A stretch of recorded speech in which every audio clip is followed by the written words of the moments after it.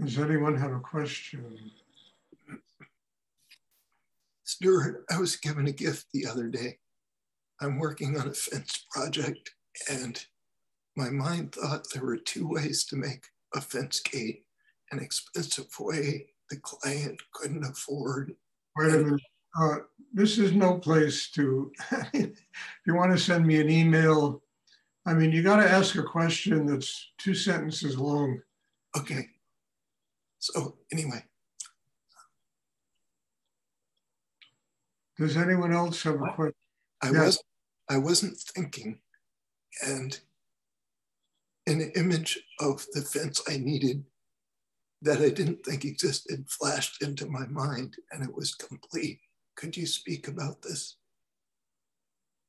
I mean, how to build fences? No, that this fence that I couldn't imagine or whatever just showed up as a vision in my mind. Well, I'm not sure what to speak about, Shakur, other than very often we receive inspired images in our head of things to do. You know, it happens. You know, it happens to musicians, to artists, writers. They suddenly get an inspiration, and out of the inspiration comes a novel, a poem, a symphony, whatever, a song. So, you know, this is natural. I mean, I don't know what else to say about this other than it happens to me all the time. You know, I mean, somebody once gave me a candy bar when I lived in Texas, and I had a vision of this candy bar selling all over the United States. It was so good. 6 months later, you know, we were selling the candy bar in, I don't know, God knows, everywhere. United States and Venezuela, Canada. But I just took a bite of it and I had this vision. And then you got to do the work. Having a vision and not doing the work is an absolutely waste of time. So getting from point A to point B is a very difficult affair because you have to invest time, energy to build. And then you can't ever expect the end product to be what you visualized it in your head. It's always going to be a little bit different. And sometimes a lot different. But the work involved, I mean, from taking a bite of that candy bar to selling it to stores, you know, distributors and stores and supermarkets and all over the United States. I mean, my God, what a job that was.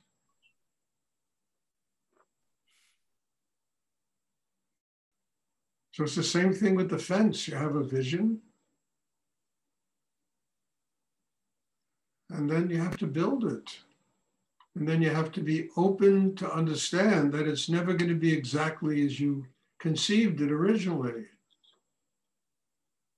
It'll always be a little bit different, sometimes a lot different, but in the end product will be something you've created.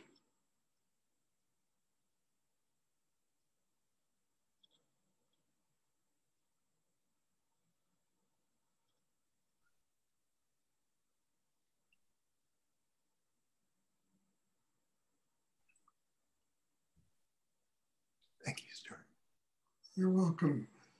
Does anyone else have a question they would like to ask? Hi, Stuart. This is Melissa. Yes, Melissa. Hi, I have a question. I do a stillness practice at night before sleeping. And I did that the other day and got to a much deeper place of stillness than I had before. And then a couple hours later, I woke up and my whole like shoulder girdle and neck is in nauseating, excruciating pain. Since then, I'm wondering if you could speak to those kind of releases or processes that happen. Look, the pain, you might have been sleeping incorrectly. You know, I mean, you know, sometimes I wake up, I have pain in my neck, my shoulders. And I discovered that I wasn't sleeping properly. You know, I shouldn't have been sleeping that way. I don't think a deep spiritual exercise is going to create, well, it could, you know, because again, look, we are tight. I mean, to get down to this in a very basic way, we are tight in so many parts of ourselves, our hands, our elbows, our necks, our heads. There's tension all over the human body. And when we do deep inner work, we arrive at a place where we hit those blocks. Opening those blocks can create a great deal of pain. You know, and so I'm not sure what you went through, why that happened. You know, as I say, it could be nothing more profound than you just slept in the wrong way. Or it could be, you know, opening up channels inside yourself that are, hitting those kinds of blocks inside you and then busting through that, and the resistance will create pain. So it could be any number of reasons, and I'm not why you went through that.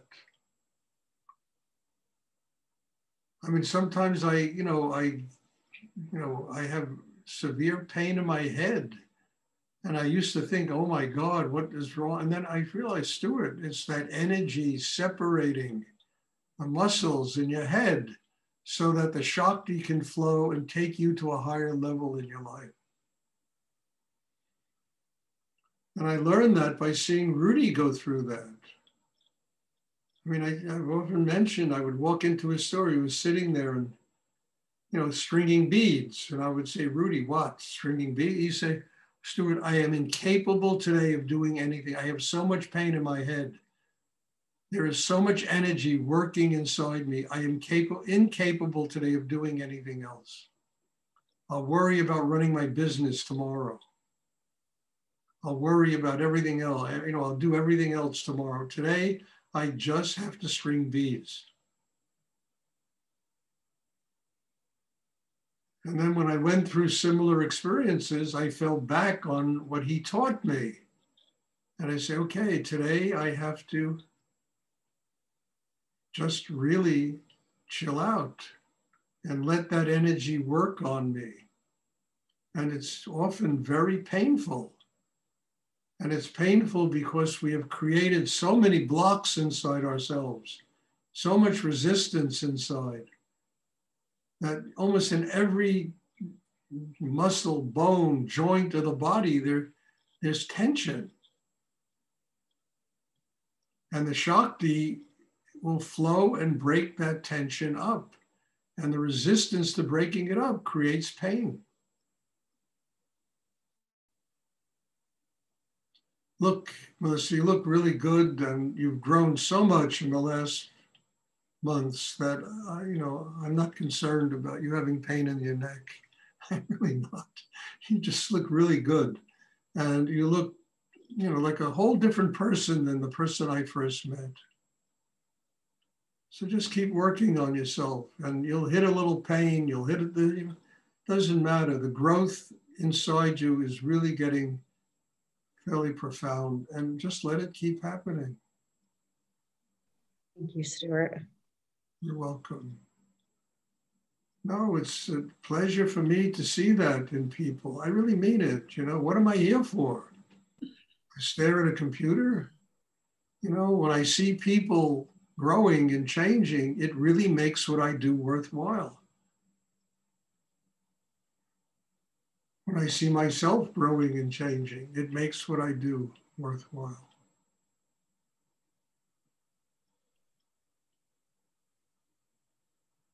Does anyone else have a question they would like to? I have a question, Stuart. Yes, Chris. Stuart, I've noticed that, you were talking to us about blue, the blue being the color of healing. And I've been noticing that color seems to be very significant. Shiva loves red, I've been told, when I was in Asia.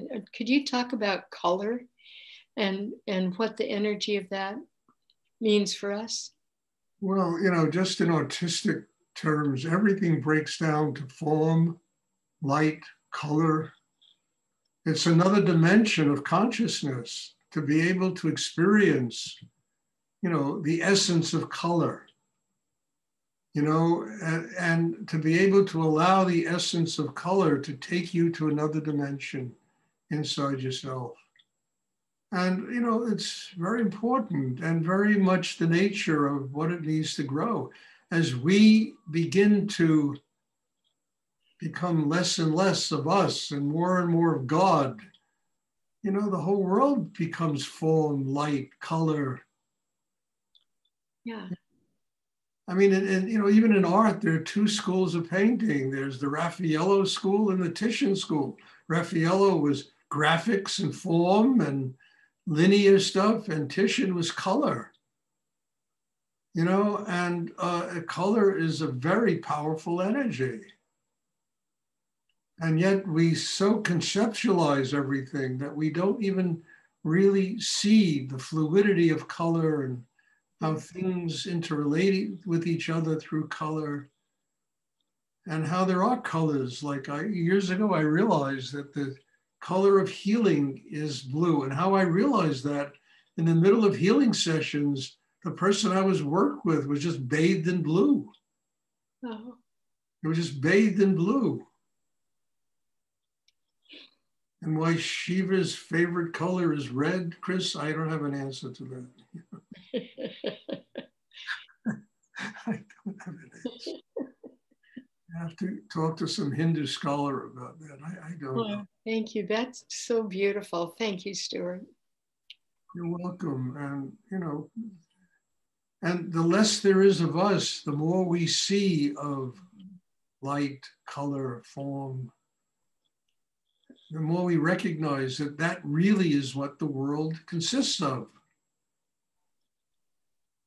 And we're capable of assimilating that in ourselves and using it for our spiritual development.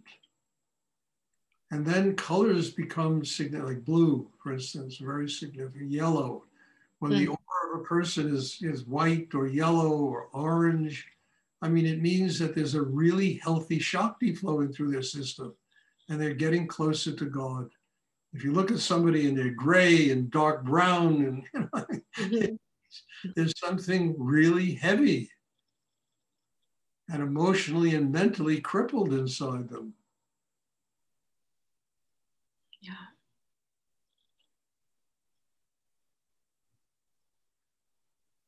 Does anyone else have a question they would like to ask?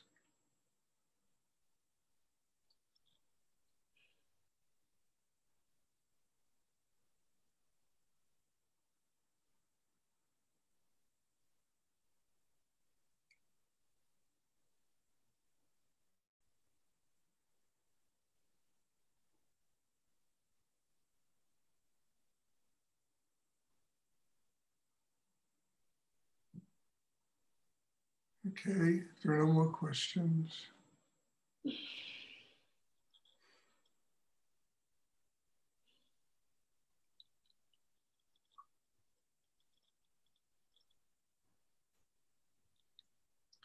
mean, this has not been an easy period in my life. To be very honest with all of you, through having to spend the last 2 weeks having to heal an ankle that is, bad. And, I had a root canal yesterday. Oh, God.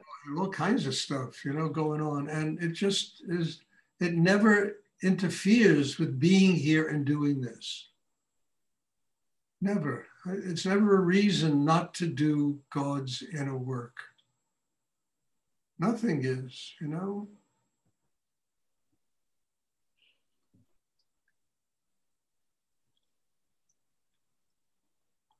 So it's when I hear people and the excuses they make and all that, it just, honestly, it just bounces off of me. I don't even listen anymore. I know what I've been through over the last years and what it's taken to get to what I'm doing in my life today. It's been amazing, amazing voyage. Mostly in just learning how to get past myself. get past me.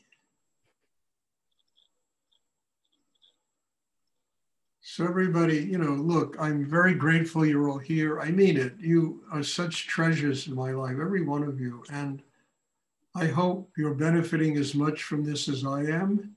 And God bless you all. And thank you. And I'm, you know, be a class on tomorrow. And I'm looking forward to seeing everybody.